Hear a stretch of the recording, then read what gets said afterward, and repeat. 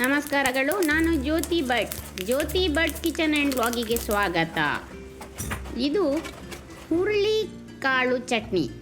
ಹುರುಳಿಕಾಳು ಆರೋಗ್ಯಕ್ಕೆ ಬಹಳ ಒಳ್ಳೆಯದು. ಹುರುಳಿಕಾಳಿನಲ್ಲಿ ಅಧಿಕ ಮಟ್ಟದ ಪ್ರೋಟೀನ್ ಮತ್ತು ಪೋಷಕಾಂಶಗಳಿದ್ದು ಸುಸ್ತು ಮತ್ತು ಆಯಾಸವಿದ್ದರೆ ಅಂಥವರು ಇದನ್ನು ಸೇವನೆ ಮಾಡಬೇಕು. ಆರೋಗ್ಯಕ್ಕೆ ಸಂಬಂಧಿಸಿದಂತೆ ಕಿಡ್ನಿಯಲ್ಲಿ ಕಲ್ಲು ಇದ್ದರೆ ಅದನ್ನು ಇದು ದೂರ ಮಾಡುವುದು. ದೇಹ ಗಟ್ಟಿ ಬೇಕಾದರೆ ಹುರುಳಿಕಾಳನ್ನು ಉಪಯೋಗ ಮಾಡಬೇಕು.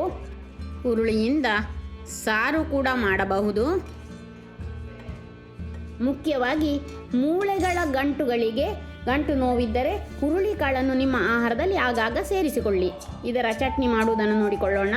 ಎಣ್ಣೆ ಹಾಕದೆ ಬಾಣಲೆಯಲ್ಲಿ ಈ ಥರ ಅದನ್ನು ಹುರಿದುಕೊಳ್ಳಿ.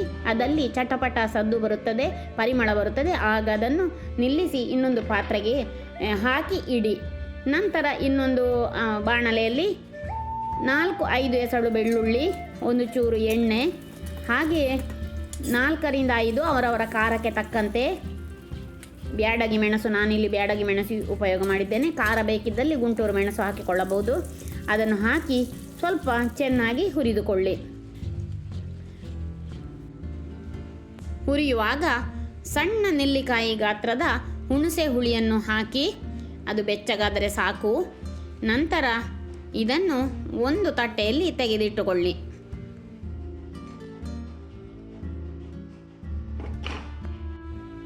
ಈಗ ಮಿಕ್ಸಿ ಜಾರಿಗೆ 1 ಕಪ್ ಅಂದರೆ 1 ಗಡಿಯ 3/4 ಬಾಶಿ ಅದನ್ನು ತುರಿದ ತೆಂಗಿನಕಾಯಿ ಹಾಕಿಕೊಳ್ಳಿ.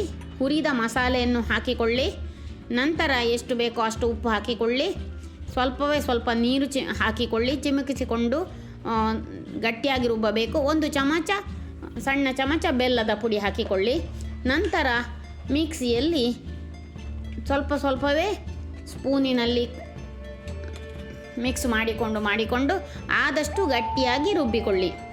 ಸಾಧಾರಣ ರುಬ್ಬಿಕೊಂಡ ನಂತರ ಕಡೆಯದಾಗಿ ಹುರಿದಿಟ್ಟ ಹುರುಳಿಯನ್ನು ಹಾಕಿ ಚೆನ್ನಾಗಿ ಮಿಕ್ಸ್ ಆಗುವಂತೆ ಆದಷ್ಟು ನುಣ್ಣಗೆ ರುಬ್ಬಿಕೊಳ್ಳಿ. ಬೇಕಿದ್ದರೆ ಚೂರು ನೀರನ್ನು ಸೇರಿಸಿಕೊಳ್ಳಬಹುದು. ಹೀಗೆ ಗಟ್ಟಿಯಾಗಿ ಮಾಡಿದಂತಹ ಈ ಹುರುಳಿ ಚಟ್ನಿ ಗಂಜಿ ಊಟಕ್ಕೆ ಸೂಪರ್ ಕಾಂಬಿನೇಷನ್.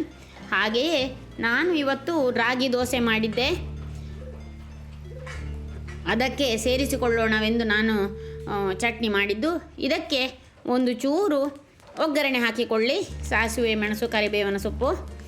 ಈಗ ರುಚಿಕಟ್ಟಾದ ಆರೋಗ್ಯಕರವಾದ ಹುರುಳಿ ಚಟ್ನಿ ರೆಡಿ. ರಾಗಿ ದೋಸೆಯಲ್ಲಿ ಕೂಡ ಕ್ಯಾಲ್ಸಿಯಂ ಮತ್ತು ಐರನ್ ಇರುವುದರಿಂದ ರಾಗಿ ದೋಸೆಗೆ ಹುರುಳಿ ಚಟ್ನಿ ಆಹಾ ಎಂಥ ಆರೋಗ್ಯಕರವಾದ ಬೆಳಗಿನ ಉಪಹಾರ. ಇಂಥ ಉಪಹಾರಗಳನ್ನು ಸೇರಿಸಿಕೊಳ್ಳಿ. ರಾಗಿ ದೋಸೆಯ ರೆಸಿಪಿ ಮೊದಲು ನಾನು ವಿಡಿಯೋ ಮಾಡಿ ಹಾಕಿದ್ದೇನೆ, ನೋಡಿ. ಲಿಂಕ್ ಹಾಕಿರುತ್ತೇನೆ. ನೋಡಿದ್ದಕ್ಕಾಗಿ ಧನ್ಯವಾದಗಳು. Thank you.